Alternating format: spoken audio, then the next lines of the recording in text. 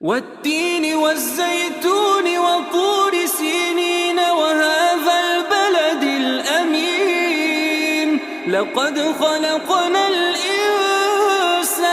في أحسن تقويم ثم رددناه أسفل سافلين إلا الذين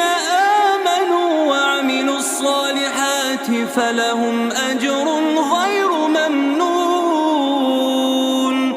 فما يكذبك بعد بالدين أليس الله بأحكم الحاكمين